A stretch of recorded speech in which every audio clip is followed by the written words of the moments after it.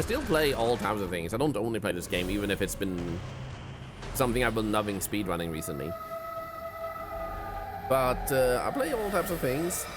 Main games are horror. And for like 1.5 years, I was pretty much maining Phasmophobia. And I'm looking forward to Phasmophobia getting its big update out, because unfortunately, while I love the devs at Phasmophobia, they have a weird release approach on how to add new content to the game, which is a bummer. Hit me. Nice. No, don't stagger me, but now I'm still faster though. So they do have a slightly weird idea to how and when and why to release things. And it would... What? Why did I run him backwards? There we go. And it does mean that there's a long gap between actual content. And they had a little unfortunate weird choice of deciding to do VR for the 0.01% of the players of Phasmophobia who used VR, versus prioritizing giving content to everyone. Which also left us with a lot of waiting for new content. So it feels nice right now to play other stuff while waiting for the new content to manifest. Because I love the game and I love the developers.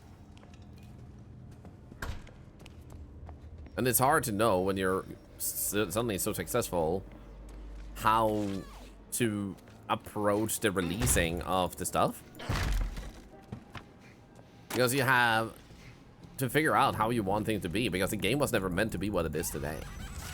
So it grew a lot. Mostly for a while, I'm kind of embarrassed to admit, but the first time I saw you stream, I saw during a year of 10 years of streaming. 6 years made me feel sad. I only have 4 years left. Nah, I'm not gonna stop streaming after 4 years. I'm just on a journey to stream daily for 10 years. After that, either A, I'll continue streaming daily, because that's a world record, or B, I'll take days off.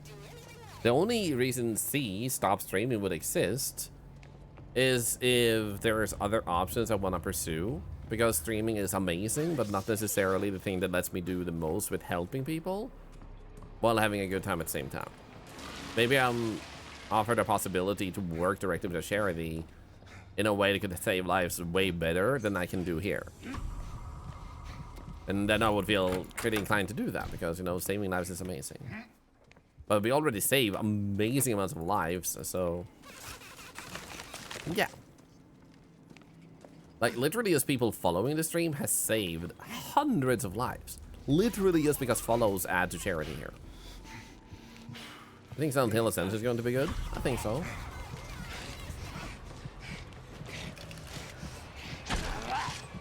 Come on. Come on. Speed. Stamina. Stamina. There we go.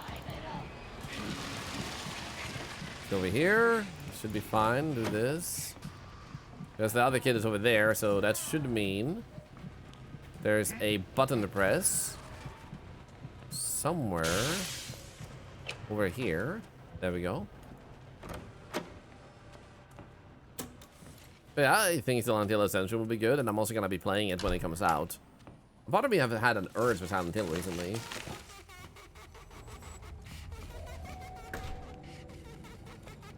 But I figured it might be worth waiting for those releases to come out.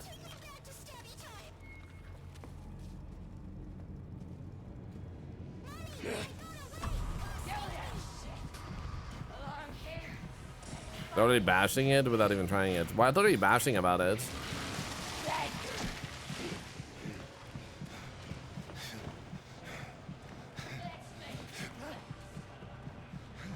Because, I mean, there's a good reason to bash things, just even if the only thing you know are trailers, because the trailers kind of highlight problems with it.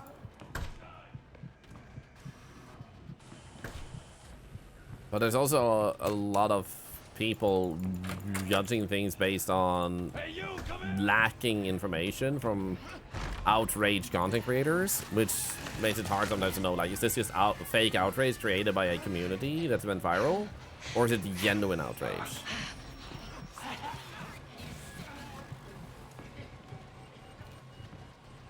It's gonna be the worst game of the year and stuff because they don't like the dev.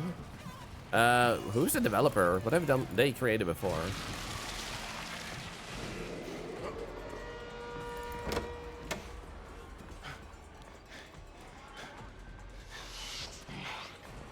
Because one does have to acknowledge that if there's a developer with lots of bad stuff in their luggage, it makes sense that people are hesitant.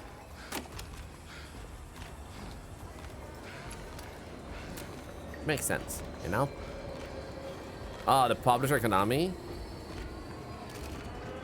I mean, Konami has had disappointment from people for ages.